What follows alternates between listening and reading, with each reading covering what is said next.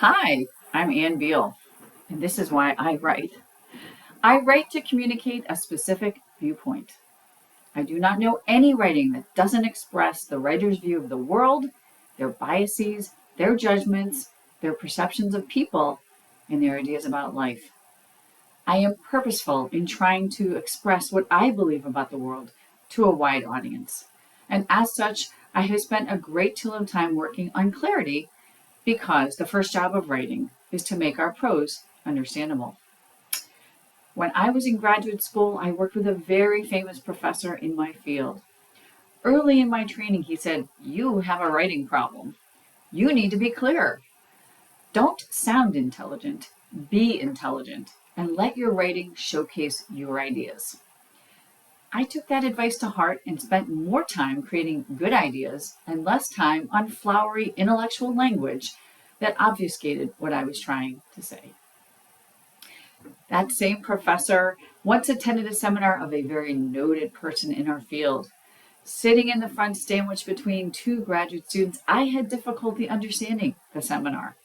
Afterward, the graduate student on either side of me praised this person for his tremendous presentation, and they claimed they would use his work in their dissertations. I scratched my head. My professor stood up and said, "Thank you so much for coming today. I have just attended your entire presentation, and I have no idea what you just said." His writing was clear, but his ideas were brilliant. And he has influenced modern day psychology and how many of us view intelligence today. I, of course, have no such claims, but I write to get ideas across, to communicate a perspective, and to ultimately change people's view of the world. When people say to me, "I view fairy tales differently because of you," or "After I read your book Cinderella Didn't Live Happily Ever After, I realized that powerful female characters are often evil and powerful male characters are often good." And this makes a huge difference for all of us. Those individuals who say those things to me give me a drink of water in the vast desert of writing, and they help me to get through and go on when it is difficult. At a time when gender is not a focus in our society, where I see little to no sensitivity to the plight of women and their oppression around the world, I write to bring a small spotlight on gender inequalities.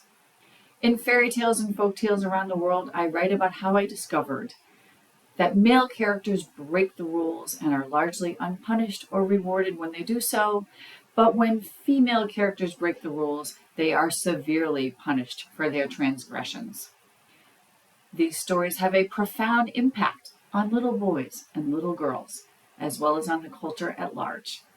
And they clearly set the stage for women to follow the rules and for men to break them. I also write to create characters who do something different with their lives and for a new perspective on the culture in which they live.